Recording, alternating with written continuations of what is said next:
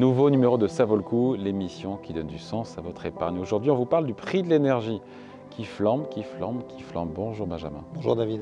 Bon, on a tous noté, le prix des hydrocarbures au sens large est élevé depuis le début de l'année. On se dit quand même que c'est largement dû à ce qui se passe au conflit en Ukraine, même si déjà avant la guerre, le pétrole était déjà à 90 $ quand même. Oui, oui. Et on y est revenu d'ailleurs, en passant. On y est revenu effectivement actuellement. Le pétrole, en fait, la crise en Ukraine est un catalyseur qui a entraîné beaucoup plus de risques. On n'est pas sûr qu'on va pouvoir continuer à avoir accès au pétrole russe, qui est un gros exportateur. Donc forcément, ça crée un stress sur le marché. Mais effectivement, les problèmes étaient déjà là avant. Il y a un énorme problème qui est lié d'abord au fait que le pétrole est passé par une phase entre 2014 et 2018 où les prix étaient finalement assez bas. Et ça ne pousse pas les producteurs, les majors à investir. On peut les comprendre aussi, quand le prix est bas, est-ce qu'on met des milliards d'euros ou de dollars? Exactement, c'est une vraie question. Donc ça les a déjà poussés à réduire un peu leurs investissements. Or, il faut savoir que dans le pétrole, si vous ne faites rien, un puits de pétrole, tous les ans, il donne un peu moins de pétrole que l'année d'avant. Ça s'appelle la déplétion naturelle, à peu près 3 à 4%. Donc il faut investir en permanence pour remplacer ça. Et puis il y a eu une deuxième étape, c'est qu'on a eu quand même la prise de conscience sur le changement climatique. Un peu tardive, mais enfin on a eu cette prise de conscience. Et là on a commencé à expliquer qu'il allait falloir se passer de pétrole. Donc là encore, une major pétrolière allait investir dans un produit dont on lui dit qu'il ne sera plus utile demain, alors que généralement ces investissements portent à 20 ans. C'est un peu plus compliqué. Donc on a eu des investissements réduits. Or la production naturellement baisse tous les ans si on ne fait rien. Et puis quand on est sorti de la crise du Covid, on n'a pas du tout revu notre mode de consommation. Et quand il y a eu la reprise économique post-Covid, on est reparti avec les mêmes habitudes. Ouais. Et donc, on devrait cette année atteindre un nouveau record de consommation de pétrole.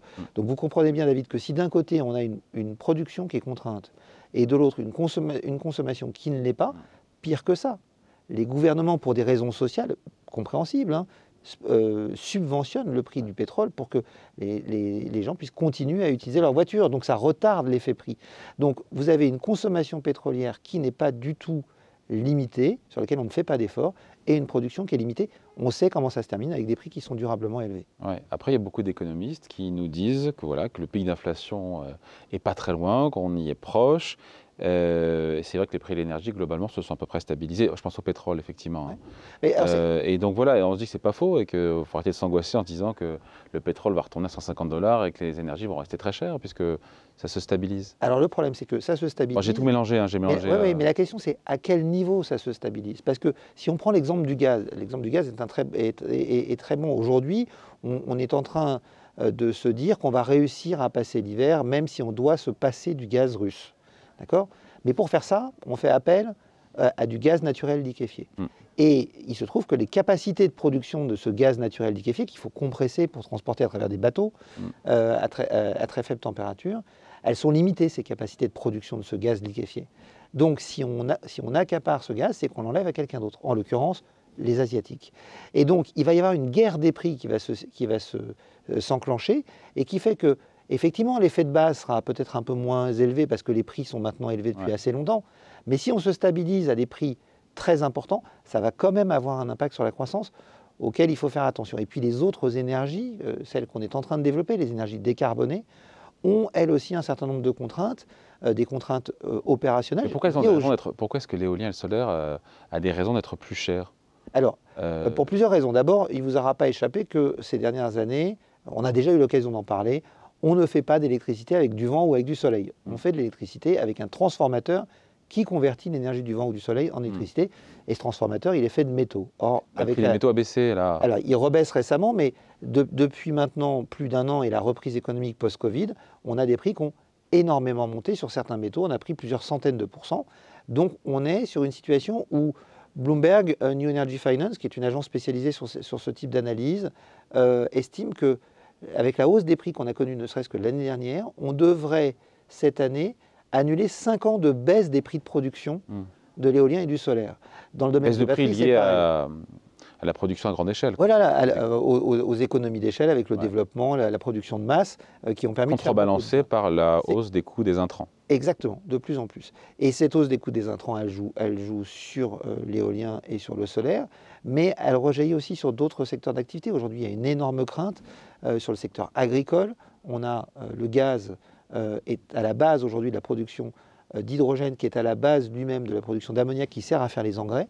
Et l'ONU s'alertait il y a quelques jours du risque de voir une baisse de 40% de la productivité sur les grains l'année prochaine à cause du surcoût des engrais qui pousserait les agriculteurs à moins les utiliser.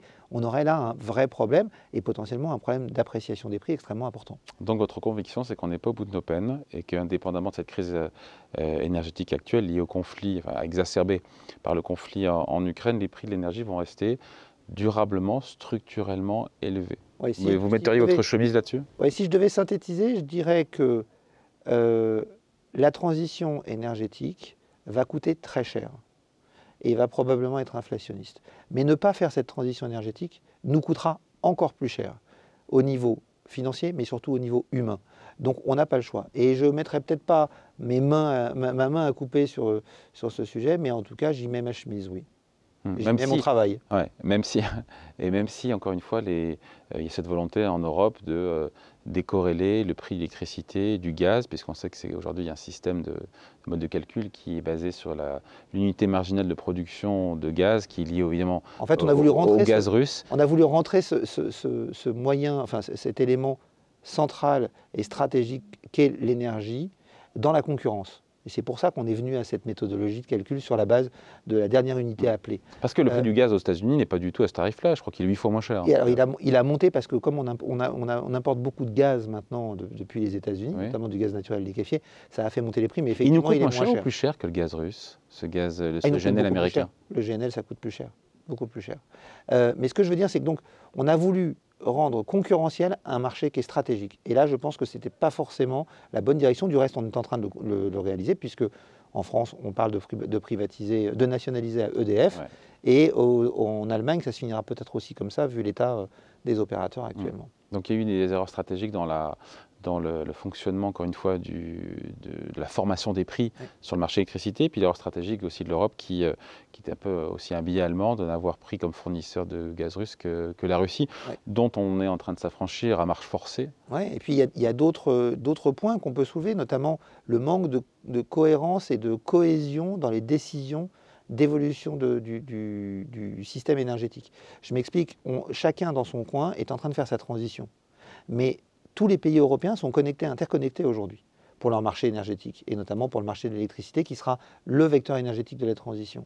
Donc, faire chacun ces choses dans son coin en développant des énergies renouvelables qui sont généralement intermittentes comme le solaire ou l'éolien, et en fermant des capacités pilotables, comme les Belges le font par exemple en ce moment avec leur nucléaire ou les Allemands avec leur nucléaire, à un moment, ça veut dire que vous comptez sur les interconnexions. Mais si tout le monde fait ça dans son coin et se dit « je peux compter sur les interconnexions du voisin », à un moment, on va avoir un problème. Ce problème, il est déjà en train de se matérialiser.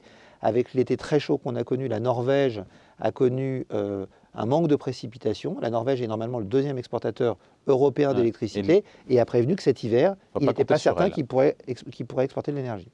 Donc le message pour vous, c'est qu'il va falloir s'habituer à ce que l'énergie reste durablement chère. Oui. C'est ça votre message? Tout à fait. Et comme l'énergie est le sang de notre économie, c'est la base de toutes les transformations que nous faisons pour créer du PIB, pour créer de la croissance, eh bien il faut en avoir conscience parce que c'est un élément qu'on ne pourra pas éviter. La physique s'impose à nous et la physique fait qu'aujourd'hui, les transformations qu'on a besoin de faire vont faire que l'énergie va coûter globalement plus cher.